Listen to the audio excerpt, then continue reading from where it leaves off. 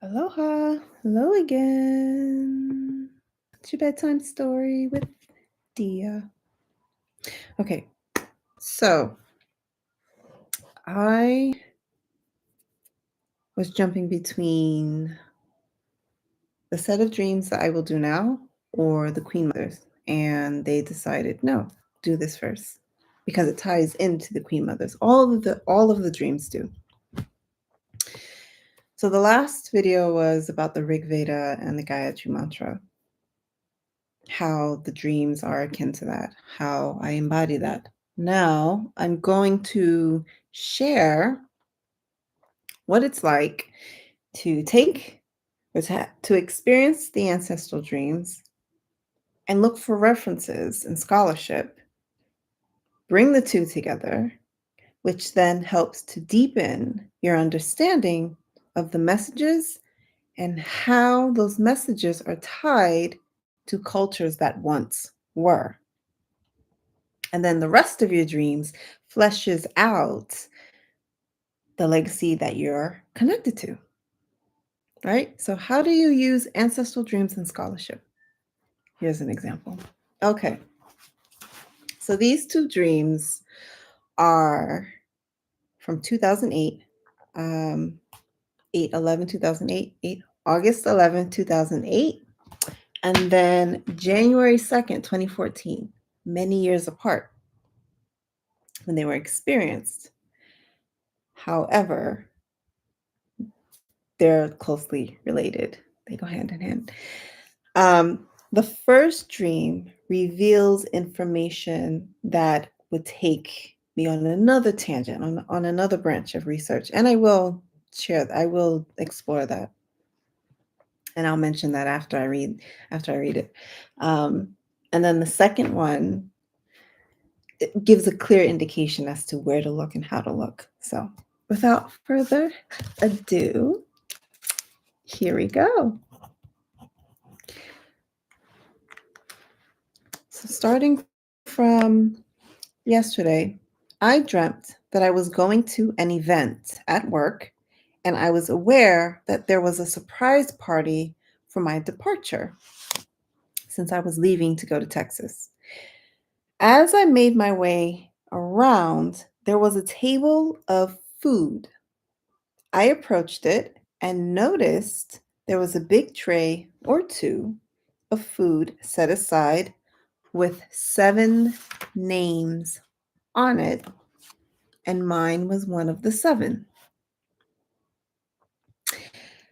I had a plate, went to party, and came back for another. Not sure if I should because the food was going quickly. But I looked up and I saw a woman standing on the other side of the table looking at me. Skin darker than mine, black, wavy, shoulder length hair, brown, goldish eyes that held a lot of power, and 2 gold cuffs, one on each wrist, and a white dress or a white dress shirt. She asked if I'd eaten, and I said yes, but that I was getting another plate. And she said for me to make sure I eat. She was a Nubian queen, so long ago, very powerful. Not so much as power of that of a queen, but spiritually as well. Feeling akin to her, perhaps descendant of hers, I am, or she an ancient ancestor to me. Last night, before I fell asleep, I saw images of an Egypt not recorded in history: temples, gardens, pyramids, open sacred spaces, and a man I had relations with. Okay, end of dream. So let's go back a bit. So I identified the ancestor that was in the dream, or the woman that was in the dream. One as a very powerful ancestress, not just a queen with just the title of a queen, but because of what she was spiritually, right? But spiritually as well, not just, oh, she's a queen, but spiritually, that That was something that was key. Her eyes held this intensity. Oh gosh, I always, whenever I go back to this dream, especially on tonight, Friday, or today, Friday, March 14th, that lunar eclipse, full moon, powerful stuff. Brown goldish eyes. When I was younger, I was obsessed with the color of my eyes, always hoping that it would remain the brown goldish color that it is. Can't really see it here. I don't have the lights, right? But because there's always something about the color of brown that's close to that of gold. Because yes, it would be totally weird in today's world if you were to walk around with gold eyes, like gold, shimmery, intensive eyes, right? People would think you're human and you'd be in a lab somewhere. So, one, I already knew that she was an ancestor and that she was a Nubian ancestor from a long, long time ago, right? Two, or three, there were 7 names on this tray. So food for me represents nourishment, right? It could be a specific type of nourishment, which in this case, knowledge. And it was her telling me to make sure that I eat, right? Make sure you eat. What does it mean when your name is one of the 7? Okay. So that's the other branch that I'll explore in later videos, in a later video. 7 names and a Nubian ancestor. So that would mean I would need to take that inquiry to ancient Egypt or to Kemet with the number 7 and another detail of which we'll get to in the second dream, right? I was going to an event at work, right? And a surprise party for my departure. So at this time in my life, I was preparing to leave a job, one job for another job. This was right before I went to South Korea to teach English. I had just started my application. It was actually to teach in Japan, but Japan said no because tattoos. However, in the dream, leaving work, right? Leaving an establishment, leaving, I guess, a place where, what does work represent? Being a part of a system, a part of a construct, a part of an environment, and moving from that space to another. Was I going home? To go to Texas. So Texas, I was born in Texas. I was not raised in Texas. I was raised in New York City. Going home to a place of birth, right? And in this case, it's a physical birth, not a spiritual birth. So in this physical body, but needing nourishment before I go on to that journey. So needing knowledge to understand this physical incarnation. And she's like, make sure you eat. You want a second plate? Go right ahead, but make sure you eat. So make sure you get the nourishment that you need in order to understand who you are in this lifetime. Her as an ancestress, a very ancient and old ancestress, I automatically knew Nubian queen. Boom. No questions about it.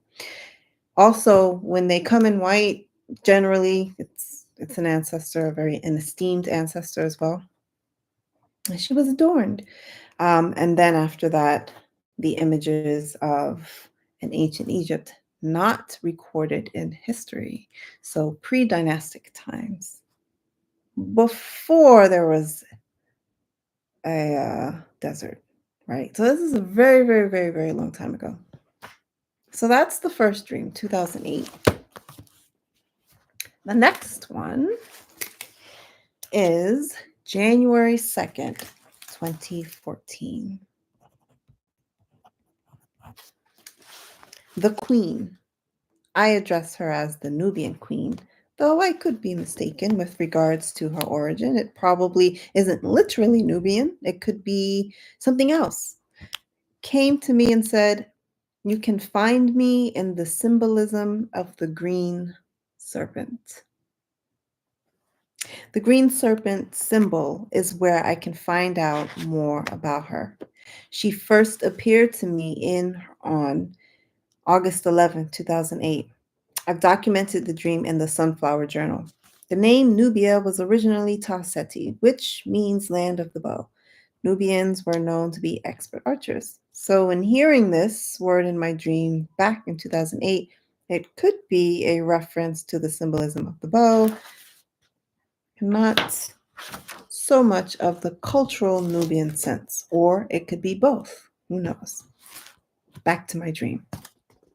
After the queen left, I recall being at a marketplace in Morocco. I was browsing the many tents and huts that were up, the shopkeepers attempting to sell their wares. It was mostly pots, some sort of vessel or satchel that was for sale. They were all white in varying styles.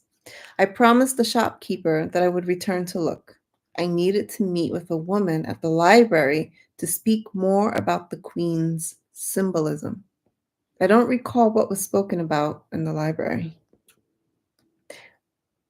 Next scene. I was in a classroom. There were glass walls and a glass dome for a ceiling. I wanted to teach the class about a constellation. It was a mostly clear day. However, it was becoming cloudy towards the evening. I was getting discouraged because nothing would be revealed or shown if there were clouds in the sky. I guess the timing has to be right. End of dream. Okay, so many layers to this. So, the first thing not to do while you're writing your dream is to analyze it. Do not analyze it while you write it. And this is what I was doing because at this time I didn't understand why. Like what was the connection? And one of the most important things about ancestral dreams is that it usually takes time to marinate. You need to give it time to marinate. You're not going to understand what the meaning is immediately if you don't need to know it at that time. And if you do need to know it at that time or know nuances of it at that time, it will automatically reveal itself to you. But there are some dreams, most of the dreams takes time to marinate because it's a journey. It's an unfolding journey. Back in 2008, right? It was an introduction to who you are in this lifetime. Going back home, right? My physical incarnation, one of the 7. Woohoo! Can't wait to get to that video. So, even with the land of the bow, my understanding of it at this time now, when the mothers come to me with regards to a bow, it's about directing energy, directing force, directing knowledge, directing intention, right? Shooting that ahead into the future.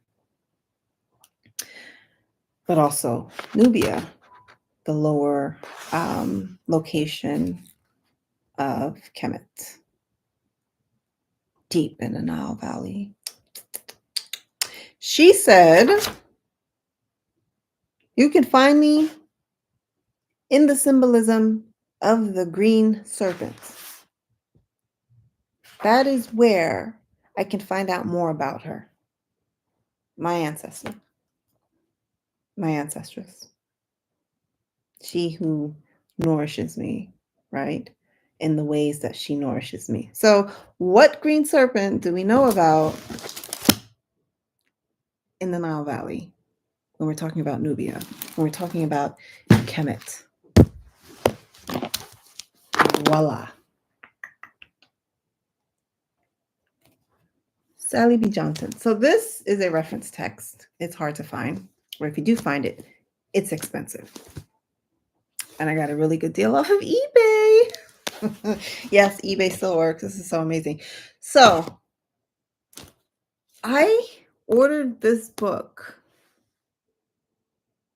right, was it right before? No, I ordered this book in January, just after the fires, or while the fires were happening. And of course, I was concerned that it wasn't going to be delivered. No, I actually ordered it. I ordered it right, yeah, right as the fires were happening. I had already evacuated because I remember I was in Long Beach waiting and tracking it. Then I tried to reroute it to the post office, but since the house didn't burn down, it was delivered to the house. And I drove all the way to Pasadena with a mask, picked up the book, and drove back to Long Beach. So anyway, the Green Serpent. So what I did was I asked Google Green Serpents Ancient Nubia or Green Serpent Nubia. And I think this was one of the things that came up. Now, when I was living in Pasadena and in this December of 2024, I put in a request at the Getty Research Institute in LA because they have the book there. And so I remember putting in the request to go and read it. And I remember the first day I went was on a Wednesday.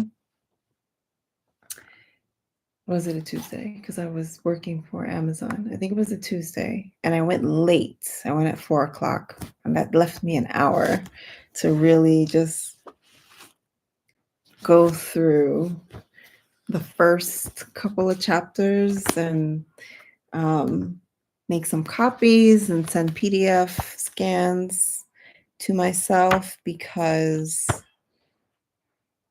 I didn't have enough time. And so I did that. And on my long drive home, it took me 3 hours to get back to Pasadena because LA traffic. I remember sitting there with the paper that I photocopied and reading through some of the names that the Cobra, call her the Cobra goddess. She's an ancestress, the Ancestress. Some of the names these deities or this deity goes by. One of them is obviously Wadjet, right? On page, this is chapter 1, page 8.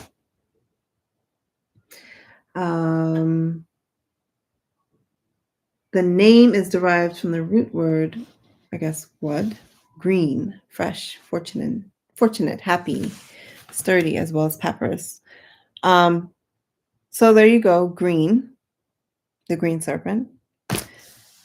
And then I remember sitting there thinking, does this book have a reference to the serpent as an ancestor or an ancestress? That would be so cool if it did. So those are my thoughts. Mind you, I didn't get a chance to read the book because I got there so late. If you don't have an extended membership to stay beyond closing, you can't. You have to leave. So Wednesday, I leave a little earlier. I think I get there like an hour early, like before 4:00. And I go to chapter 2. So remember, 2008, Nubian queen ancestress. She's like, make sure you eat. You're one of the, that's when I realized, that's when I discover I'm one of the 7. And I'm like, okay, cool. 2014, she comes back and she says, you can learn about me through the symbolism of find out more about me in the symbolism of the green serpent. And I'm like, what does that mean? 2024, 10 years later, I come across a reference. Now, on page 18, chapter 2, page 18, chapter 2, You can screenshot it if you like. But it says, in ancient Egyptian art, the cobra is always present as a part of a mythological or political religious iconography.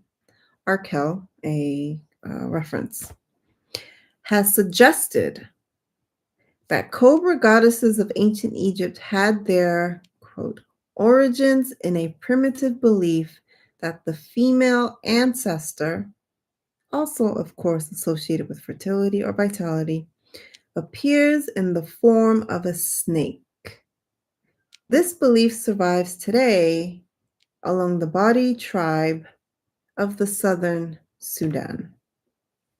I'll read that again. Arkell has suggested that cobra goddesses of ancient Egypt had their origins in a primitive belief that the female ancestor appears in the form of a snake. This belief survives today among the Badi tribe of the southern Sudan. And there you have it. It was just a thought. I wonder if there's a reference that states, did somebody do the scholarship and document that the female ancestor shows up as a snake? Yes, somebody did. And I'm pretty sure there are other people that have. I have the article about Arkell. You have to request it if you don't want to pay 50 bucks for it. Or I don't know how much it costs. It's inside of a larger journal. But I requested it. I have it.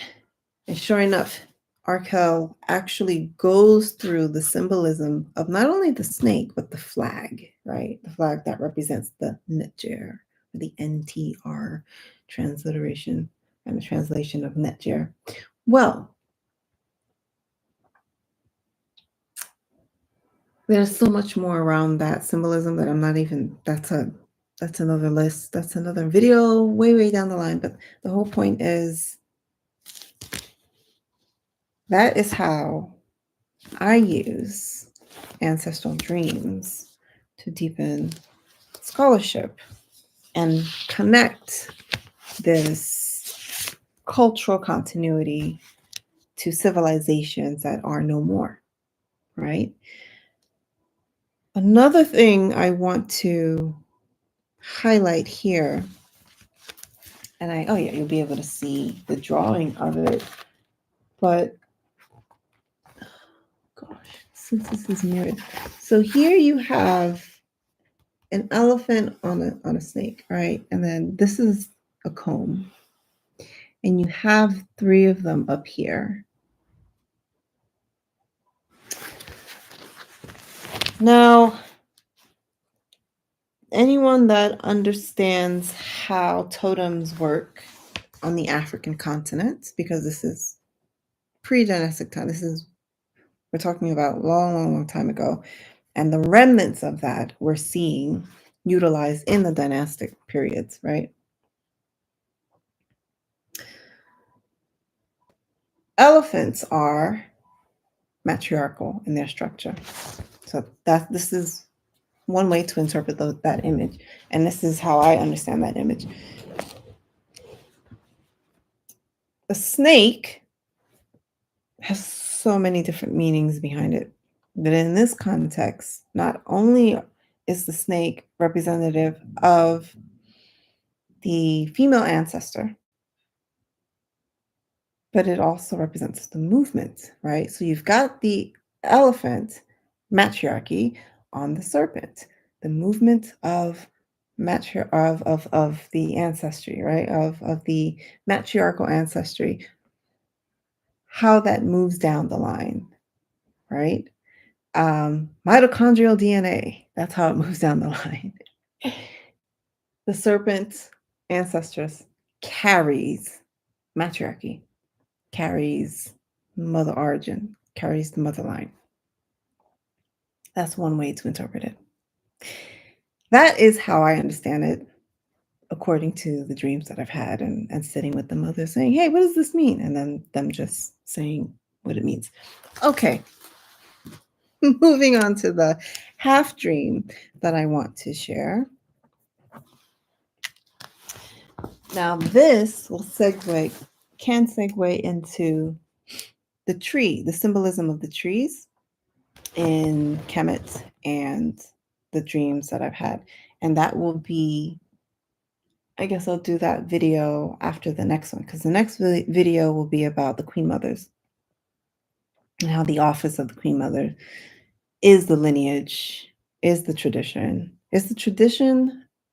that I was raised in, and the specific lineage within that tradition has its roots in the Nile Valley, okay, which you see remnants of it in the Akans of Ghana and Burkina Faso. However, the particular lineage within the tradition is rooted technically in the cosmos, but it was anchored in the Nile Valley and flourished and kind of branched out. So the tree symbolism of the mothers, we will get to that after the Queen Mother share. Now, the half dream that I want to share, and it's half dream or maybe a quarter dream, because this particular dream is a little apocalyptic. It's from January 20th, 2016, and it talks about some things that do need to be spoken about, but it's not for this, not for this share. So let me see. I looked to the window that opened to the kitchen and grabbed the spare key just in case someone locked the door behind me. When we made it to the tree, I stood beneath its canopy of branches and was enamored by the vastness of the universe and the amount of stars and galaxies I saw. The tree was bare, but not dead or asleep like in the fall and winter. It was very much alive. I saw out of the corner of my right eye one of the tips of the branches begin to shift and take the shape and form of a snake. I thought to myself, Wajet is coming. I didn't turn my head to watch this transformation head on because I saw it in my mind's eye. I was observing the starry sky, comparing how it differed to the one the night before. I saw Alpha Scorpii A absorb the sun of this solar system, when I gazed at the cosmos through the tree branches. This time, I saw stars, galaxies, comets, shooting stars, a more peaceful or normal image of the cosmos. Then I woke up sometime after 4 a.m. So again, this is 2016. So you see, in the dream, I already knew, it's Wajat, she's coming. I knew it was her. Like there's this knowing, especially when it comes to ancestral dreams. There's no guesswork. There's only guesswork when you make an attempt to analyze it as you're writing it, which is what I tried to do in the past stream that I shared in 2014. So the tree, I already knew the tree was alive, right? And she was in the form of the tree, but she was also manifesting herself in the branch as the serpent. I remember experiencing this dream because at first it was just so vivid, standing beneath the canopy of the tree and just gazing at the cosmos. I've had so many dreams of going into the trunk of the tree and looking up, and it's the cosmos. There are cultures, like for instance, on the Yucatan, where the tree represents the cosmos, right? In the beliefs of the indigenous, even still today, and in their ancient thought. Yggdrasil as well. The world tree. the heavens and the branches, and the underworld and the roots, and the trunk of the tree is how you travel between the two. Wajet becoming in the branches. That's another manifestation of her existence. So it's another manifestation of the mothers. And this tree stood in front of the house that I grew up in. So then you also have foundations, my foundations. Whenever I have a dream about the yellow house, because it was yellow, it takes me back to my foundation. That's my beginning.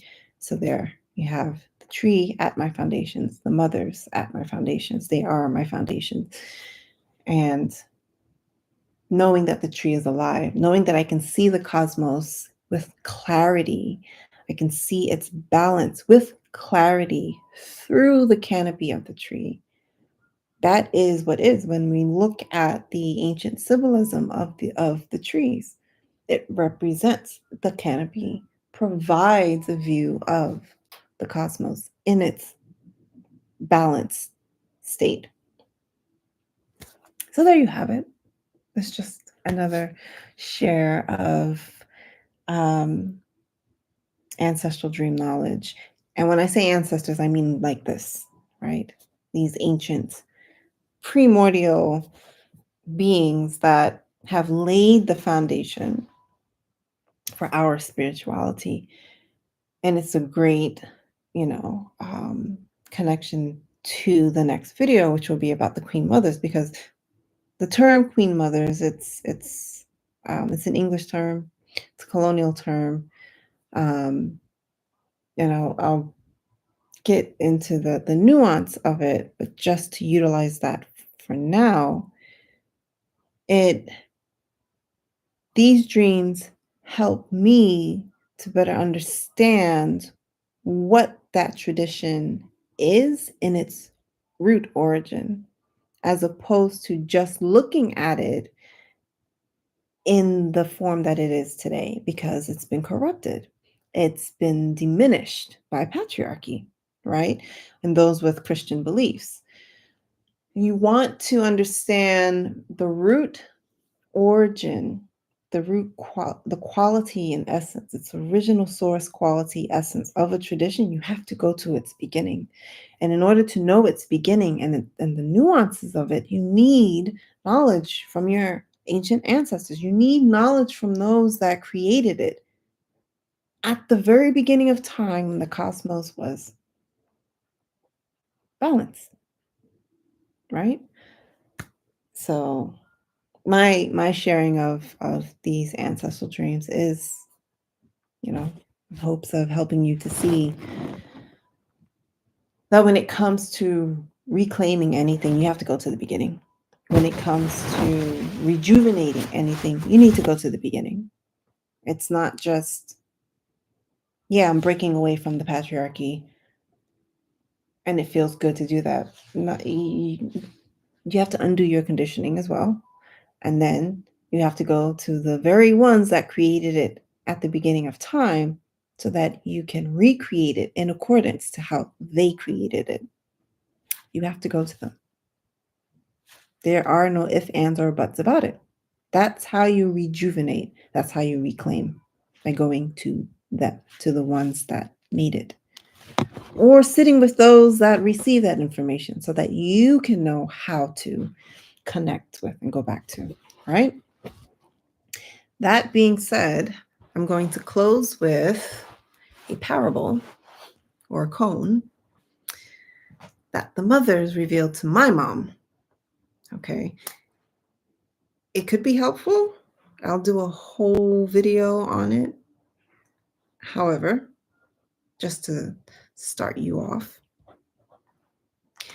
my mother had this, I think it was 2 nights ago, so maybe March 12th, March 11th, March 12th. She said that spirit, or the mothers, said to her, quote, to read like a vision, end quote. Okay. She needs to read like a vision. What does it mean to read like a vision? Just the thought of it is like, how do you read a vision? No, it's not reading a vision. So you're not reading a vision. You need to read like a vision. All right, so I'm not going to break it down and go into detail now because we're at time. But to start looking at its nuance, here are 3 things. 1, what does it mean to read? 2, like a vision. And 3, what is the nature of that which is revealing the statement? These 3 things are key in understanding statements when they speak. And that is how I've helped her to go through understanding this. And it's something that works on you, and it will continue to work on you because it's meant to illuminate your mind. It's meant to help you evolve. That's what it's all about. So when the primordials come to speak, know that they're not talking in a human tongue, even though they're using a human language. Their language is very, very, very nuanced, and I love it. This is the milk that I survive off of. This is the milk that I'm nourished by. It's the food that I love. All right. Thank you so much for coming to my bedtime share. I hope it's of value to you, and I will see you in the next one. Have a good night. Sweet dreams. Sleep tight. Don't let the bed bugs bite. Ciao for now.